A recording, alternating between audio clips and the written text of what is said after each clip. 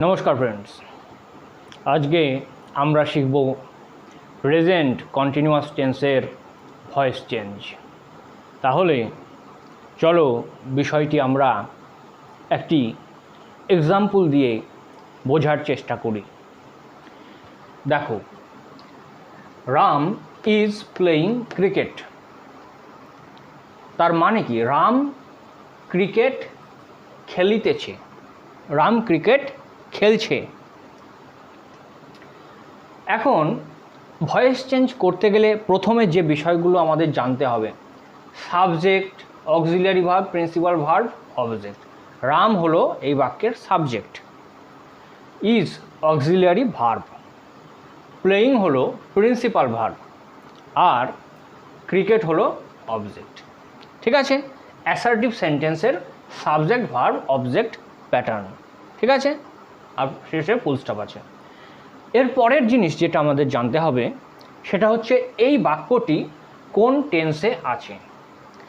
Is playing দেখে আমরা বুঝতে পারছি, তাই তো? একটু মনে করো তো কোন টেন্স এটা? হ্যাঁ, এটা হচ্ছে প্রেজেন্ট কন্টিনিউয়াস টেন্স। ঠিক ধরেছ। প্রিন্সিপাল ভার্বের প্রথম রূপের সঙ্গে আইএনজি আছে আর এখানে ইজ আছে, তাই না? ইজ প্লেইং, তাহলে এটা হয়ে গেল প্রেজেন্ট কন্টিনিউয়াস টেন্স। এইবার আগের যে ভয়েস চেঞ্জগুলো আমরা করলাম অ্যাসার্টিভ সেন্টেন্সের আগের ভিডিওগুলোতে তোমরা দেখেছো, আর যদি না দেখে থাকো অবশ্যই তোমরা আগের ভিডিওগুলো চ্যানেলে গিয়ে দেখে নাও। ঠিক আছে? আচ্ছা, দেখো, ক্রিকেট হচ্ছে অবজেক্ট, তাহলে কি অ্যাক্টিভ ভয়েসের অবজেক্টটা প্যাসিভ ভয়েসে হয়ে যায় subject. Present continuous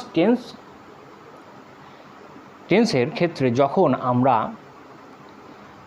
active voice থেকে প্যাসিভ ভয়েস করব, তখন প্যাসিভ ভয়েসে অক্সিলিয়ারি ভার্ব যেটা বসবে সেটা হচ্ছে অ্যাম being, is being, are being. এখানে ইজ বিং বসবে। কি বসবে? Is being, BEING। ঠিক আছে, অক্সিলিয়ারি ভার্বের কাজ হয়ে গেল। এইবার প্রিন্সিপাল ভার্বের পাস্ট পার্টিসিপল ফর্ম বসবে। বসিয়ে দিলাম ইজ বিং প্লেড। তারপর কি বসবে? বাই প্রিপোজিশন বসবে, তাই তো? বাই। তারপরে অ্যাক্টিভ ভয়েসের যে সাবজেক্টটি আছে সেটি প্যাসিভ ভয়েসে হয়ে যাবে অবজেক্ট। তাহলে কি হয়ে গেল? এবং শেষে ফুল স্টপ দিয়ে দিলাম। তাহলে অ্যাক্টিভ ভয়েসের অবজেক্ট, প্যাসিভ ভয়েসের সাবজেক্ট হয়ে গেল। একটি অক্সিলিয়ারি ভার্ব, সঠিক এখানে দেখো দুটি অক্সিলিয়ারি ভার্ব বসেছে, তাই না? Is being.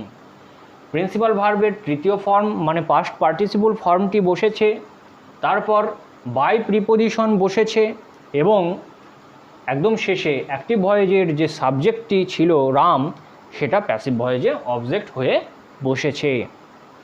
তাহলে দেখো খুব সহজেই হয়ে গেল। আশা করি তোমরা বুঝতে পেরেছো।